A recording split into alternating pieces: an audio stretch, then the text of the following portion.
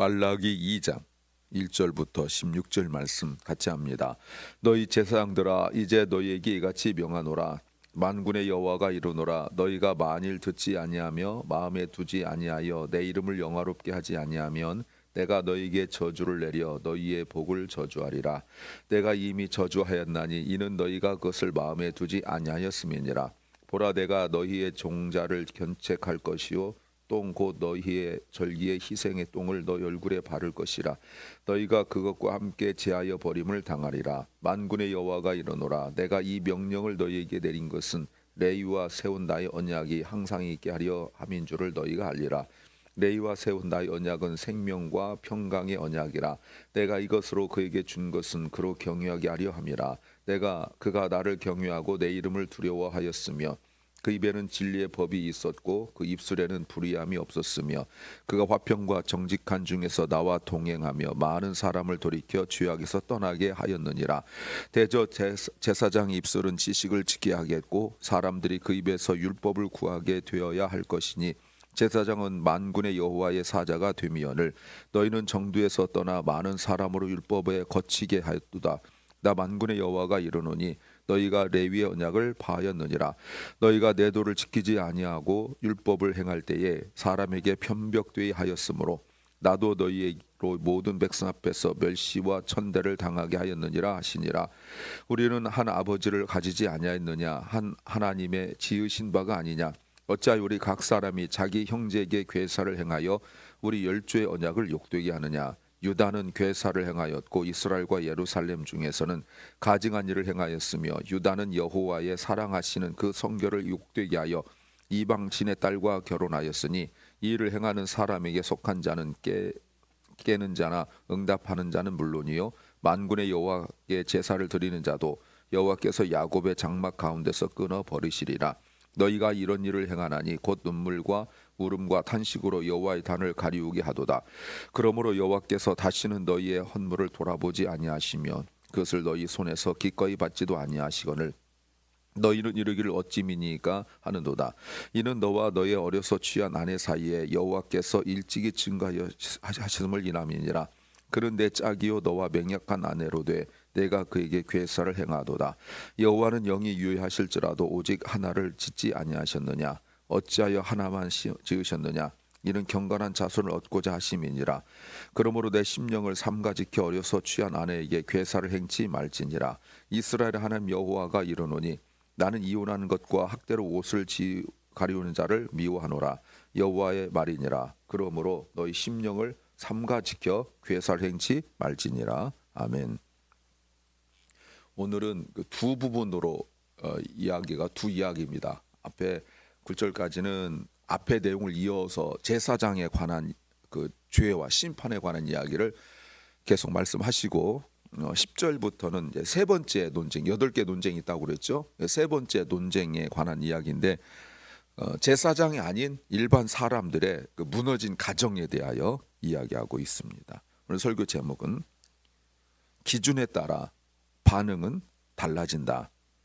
기준에 따라 반응은 달라진다는 제목입니다. 사람들이 그 반응이 우리가 종종 생각할 때 왜 저래라는 때가 있습니다. 뭐 나도 마찬가지고 나 스스로도 어떤 것에 내가 반응을 보일 때가 있어요.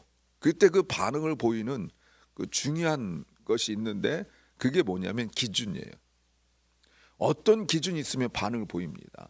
자, 예를 들어서 내가 연예인에 대하여 아무런 관심이 없다. 그러면 누군지 모릅니다. TV에서 막 연예인들 나와서 이러면 막 어떤 사람들 와 소리 지르고 뭐 굉장한데 관심이 없으면 나와도 모릅니다. 어떤 가수가 나와서 노래 부릅니다. 사람들이 막 따라서 합니다. 근데 나는 못 따라서 합니다.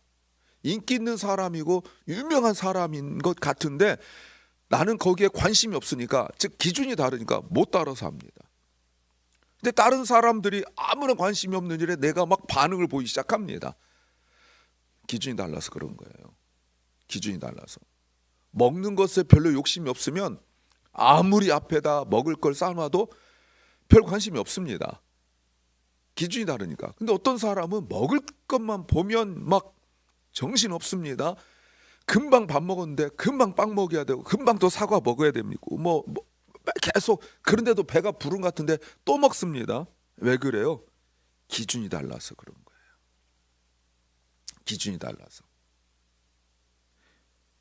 만일 세상적인 기준이라면, 그것이 영적인 기준이 아니고 세상적 기준이라면, 내가 원하고 내가 만족하는 것이 기준이라면 나타나는 반응들이 있습니다. 그게 뭘까요? 첫째는 속인다는 겁니다. deceive, 속인다. 제사장에게 그 가장 기본이 되는 것이 무엇인가? 제사장입니다. 가장 기본이 되는 것이 무엇인가? 2절에 만군의 여호와가 이르노라. 제사장들에게 1절, 너희가 2절에 만일 듣지 아니하며 마음에 두지 아니하며 내 이름을 영화롭게 하지 아니하면 내가 너에게 저주를 내린다, 이렇게 말씀하시죠. 그런데 하나님의 이름을 높이고 하나님을 영화롭게 하는 것이 무엇일까요? 그게 바로 7절이죠. 제사장의 입술은 지식을 지켜야 한다. 그리고 사람들이 그 입에서 율법을 구해야 된다. 왜? 제사장은 만군의 여호와의 사자가 되기 때문이다. 그러니까 제사장이 할 일은 무엇이냐면 말씀을 가르치는 거예요. 그러니까 하나님의 말씀에 대한 정당한 반응, 하나님의 말씀이 진리인 것을 믿고 그 말씀을 가르치는 것이 제사장의 할 일이에요. 그래서 제사장은 먼저 말씀대로 살고 그리고 그 말씀을 가르쳐야 돼요. 그렇지 않으면 2절 하반절에 그렇지 않으면 오히려 이것이 저주가 된다라고 말씀하시죠. 하나님께서 오늘 제사장에 대한 그 복을 이야기 계속하고 계십니다. 근데 여러분 보세요. 문제가 뭐냐? 제사장의 입술에서 말씀이 사라져 버린 거예요. 제사장들이 자기들이 마땅히 해야 할 그 일, 오늘 본문에서도 주님께서 오늘 말씀하시는데 레위와 언약을 세웠다. 5절에서도 레위와 세운 나의 언약이 있다라고 말씀하십니다.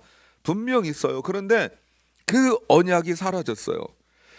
제사장들이 자기에게 맡긴 그 본연의 제사장으로서 레위인으로서의 직무가 있습니다. 그게 뭐냐면 예배예요. 제사죠.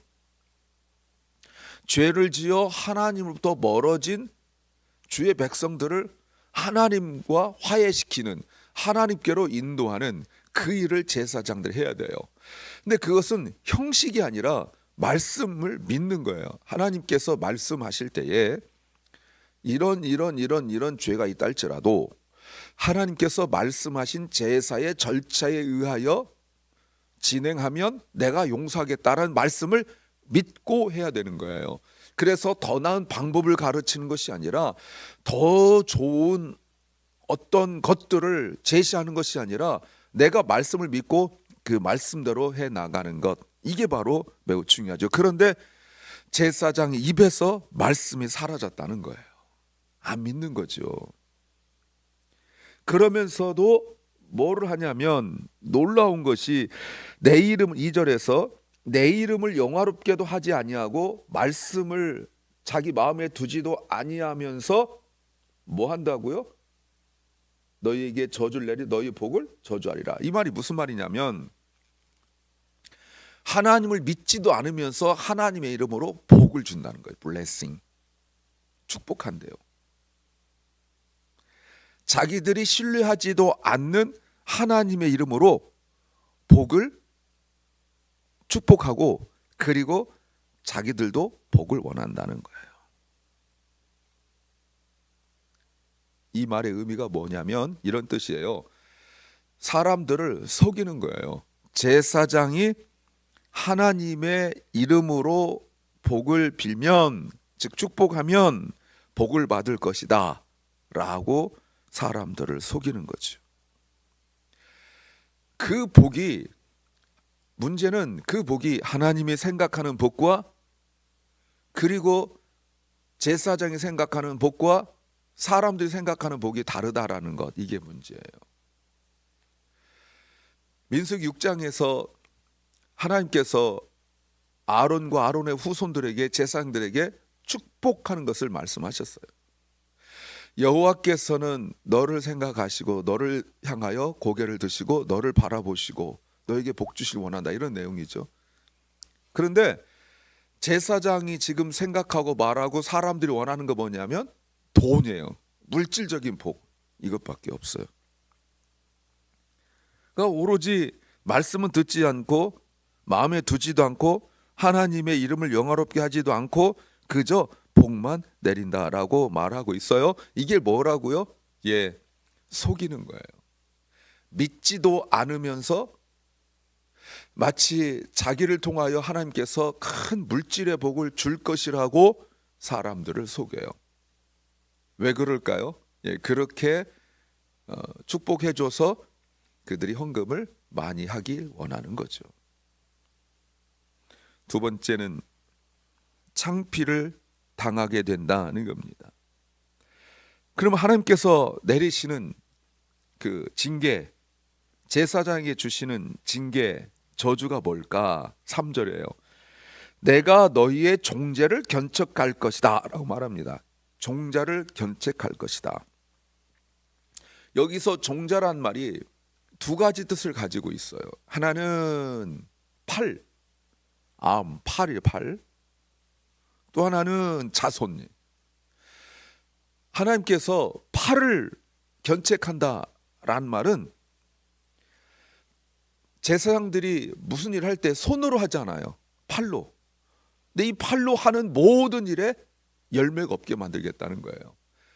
그러니까 팔을 두 손 높이 들고 축복할 거 아니에요. 하나님께서 민수기 6장에서 너희는 두 손을 높이 들고, 제가 축도할 때 여러분 잘 못 보겠지만 목사가 두 손 높이 들고 축도한다고요.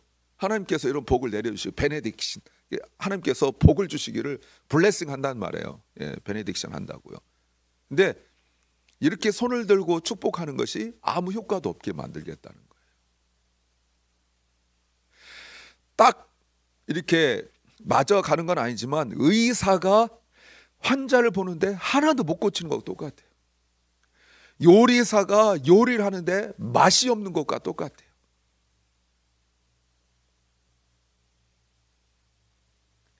아무런 능력도 나타나지 않아요.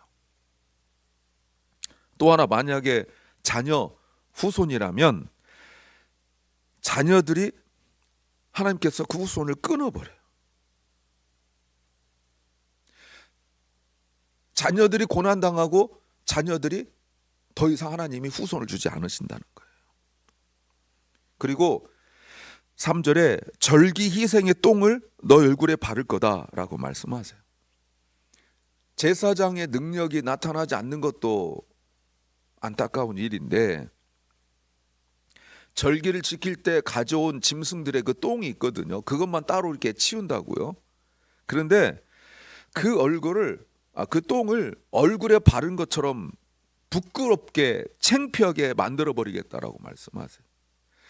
그러면 그 똥이 이렇게 나오면 제사장 중에서, 레위인 중에서 그 똥만 치우는 사람들이 또 있어요. 여러 가지 직분이 있잖아요, 레위인들 직분이. 그런데 그 똥을 가져다가 이렇게 버려요. 버리는데 똥 묻었으니까 제사장도 버리는 것처럼 말씀하시는 거예요. 하나님께서 말씀하시죠. 4절, 만군의 여호와가 이르노라, 내가 이 명령을 너에게 내린 것은 레위와 세운 나의 언약이 항상 있다. 하나님이 레위인과 세운 언약이 항상 있다. 이건 예배거든요. 하나님이 레위인을 따로 구별하셔서 이 사람들이 세상 직업 갖지 않고 하나님의 일만 하도록 하셨어요. 이것은 5절 생명과 평강의 언약이다. 이게 기가 막힌 말이죠. 다른 데 나오지 않아요. 생명과 평강의 언약이다. 그래서 이게 뭐냐면 5절 하반절에 내가 이것으로 그에게 준 것은 그로 하나님을 경외하게 함이라. 레위인들이 나를 경외하고 내 이름을 두려워하며 그 입에는 진리의 법이 있었고 그 입술에는 불의함이 없었으며 그가 화평과 정직한 중에서 나와 동행하며 많은 사람을 돌이켜 죄악에서 떠나게 하는 것, 이것이 바로 레위인들이 해야 할 일이에요. 그래서 7절에서 백성들이 죄악에서 떠나게 하려면 제사장들이 말씀을 가르치는 거예요. 말씀을. 그래서 하나님의 사자예요. 7절에 하나님의 만군의 하나님 여호와의 사자가 됨이라. 그래서 요즘은 뭐 그런 말 거의 뭐 권사님들도 장로님도 그런 말 하지 않는데, 집사님들도 말하지 않는데, 어렸을 때 장로님이나 집사님 권사님들은 목사님을 항상 하나님의 사자라고 그랬어요. 요즘은 주의 종이라고 이렇게 하지만 예전에는 늘 하나님의 사자라고 그랬어요. 하나님이 보내신 사자라고 말했어요. 이것 때문에 그런 거예요. 말씀을 가르치기 때문에. 그 사람이 뛰어나서가 아니라 말씀을 가르치기 때문에. 그런데 8절과 9절 오히려 거꾸로 한다는 거예요. 너희는 정도에서 바른 길에서 떠나 많은 사람으로 율법에 거치게 한다. 너희가 언약을 파였다. 레위 언약을 파였다. 9절 너희가 내 말씀을 지키지 아니하고 율법을 순종할 때에, 그러니까 말씀을 지키지 않으면서 율법을 행한다고요? 사람에게 편벽되게 행하였으므로 나도 너희로 모든 백성 앞에서 멸시와 천대를 당하게 하겠다. 이 말이 무슨 말이죠? 제사장들이 하나님의 마음을 먼저 살펴야 되는데 사람들의 마음을 먼저 살폈다는 거예요. 하나님께서 제사장들 레위인들을 먹여 살릴 텐데 하나님께서 주신다고 믿지 못하니까 제사장들이 하나님 못 믿는 거죠. 그러니까 사람들에게 잘 보여서 사람들이 자기에게 물질을 주기를 기다리는 거예요. 사람들의 마음만 들도록 하는 거죠. 결국 하나님께서 징계를 내리시는데 그 징계가 뭐냐면 그토록 마음을 살피고 잘 대해줬던 사람들에게 멸시와 천대를 당하게 하는 거예요. 예, 창피를 당하게 만들어 버리는 거예요. 도대체 말씀을 버린 제사장에게 무엇이 남았겠냐는 말입니다. 창피만 남은 거예요. 세 번째는 이기적이다는 겁니다. 이제 10절부터는 제사장이 아닌 일반 사람들의 모습이에요. 10절에 이런 질문합니다. 우리가 한 아버지를 가지지 아니하였느냐? 한 하나님의 지으신 바가 아니냐? 어찌하여 우리 각 사람이 자기 형제에게 괴사를 행하여 우리 열조 언약을 욕되게 하느냐? 라고 질문하고 있어요. 정리하면 한 아버지에게 태어난 형제인데 서로 다른 형제를 속이고 있다는 거예요. 지은 죄가 괴사를 행한다. 이스라엘 예루살렘 중에서 가증한 일을 행한다. 유다는 여호와의 사랑하신 그 성결을 욕되게 하여 이방신 딸과 결혼했다. 자, 두 가지 이야기합니다. 하나는 무너진 예배, 또 하나는 이방 여인과 결혼. 그러니까 가정이 무너지고 예배가 무너지고 가정이 무너진 두 가지를 이야기해요. 두 가지 다 이유가 뭐냐면 돈 때문에 그래요. 돈 때문에. 이미 우리가 앞에서 보셨죠? 예, 아모스에서 보셨잖아요. 예배 시간에 비즈니스 생각만 하고 있는 그것이 바벨론 포로에서 돌아온 이후에도 그 생각만 하고 있는 거예요. 예배가 돈 때문에 되는 거예요. 아내를 얻는 것도 돈 때문에 그래요. 제가 지난 말씀드렸죠. 처음에는 당연히 믿음을 지키고 유대인 여자, 이스라엘 여자와 결혼했어요. 근데 여자들 믿음이 너무 좋아요. 그러니까 몇 가지 문제가 있어요. 지금 바벨론 포로에 돌아와가지고 부부가 오늘날처럼 맞벌이하여 열심히 일하여 돈을 벌어도 살까 말까인데 이 아내는 믿음이 너무 좋아가지고 안식일에 일을 하지 않는 거예요. 주일날 일하지 않겠다. 어디 직장을 잡으려면 주일 성수할 수 있느냐? 안 하면 나 안 한다. 이렇게 하는 거예요. 두 번째는 율법을 너무 잘 지키고 말씀을 너무 많이 하려니까 어떤 직장이 생기면 그건 율법에 어긋나니까 안 하겠다고 이렇게 하는 거예요. 그러니까 남편이 답답해 미치는 거예요. 가서 뭐든지 해야 되는데. 그런데 밖에서 생활하다 보니까 이방 여자들이 만나다 보니까 불륜이죠? 불륜입니다. 근데 이 여자들은 안식이로 뭐가 없죠. 당연히 하나님 믿지 않으니까 또 무슨 일이든지 하는 거예요. 율법에 모르니까. 또 하나가 있는데 이방 여인들이 성적으로 굉장히 개방적이에요. 결혼하지 않고 자기가 이미 결혼할 가정이 있다는 걸 알면서도 같이 동거하고 잠자리 하는 일에 거침이 없다는 걸 알게 됐어요. 그래서 어떻게 해요? 믿음 좋고 신앙 좋은 아내를 학대하고 폭력을 해요. 처음에는 이렇게 학대만 했는데 나중에 폭력을 저질러요.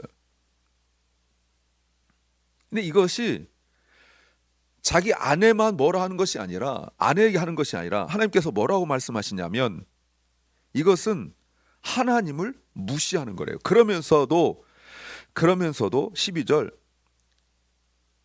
하나님께 예배를 드려요. 그러면서도 그럼 하나님께서 어떻게 하신다고요? 12절 하반절에 여호와께서 야곱의 장막 가운데 끊어버리겠다. 쫓아내시겠대요. 충격이죠. 지금 바벨론 포로에서 돌아왔는데 또 쫓아내시겠다고 말씀하세요. 그 고난에서 돌아왔는데 또 쫓아내시겠대요. 근데 13절 보세요. 그런데 이렇게 나쁜 짓을 저지르면서 이 나쁜 짓이라는 것은 그 온전한 예배를 드리지 않고 그리고 가정이 무너진 상태 속에서도 나와서 예배드리는데 눈물과 울음과 탄식으로 여호와의 단을 적셔요. 눈물로 기도를 드려요. 근데 하나님께서 뭐라고 말씀하시냐면 그 예배 받지 않겠다. 내가 너의 헌물 드리는 헌금 받지 않겠다. 너희 손에서 받지 않겠다 라고 말씀하세요. 그랬더니 14절 그 사람들이 항의해요. 왜 이러십니까? 어찌입니까? 하나님 왜 이러세요? Why? 왜 이러세요? 내가 눈물로 기도하고 하나님께 헌금을 드리고 그러는데 왜 복 주지 않으세요? 왜 이러세요? 라고 할 때 하나님께서 말씀하시기를 너와 너의 어려서 취한 아내 사이에 여호와께서 일찍이 증거하셨음을 이남이라. 그는 내 짝이요 너와 맹약한 아내로되 내가 그에게 괴사를 행한다. 네가 아내에게 함부로 하기 때문이다 라고. 그때 당시 여성들은 경제적 능력이 없습니다.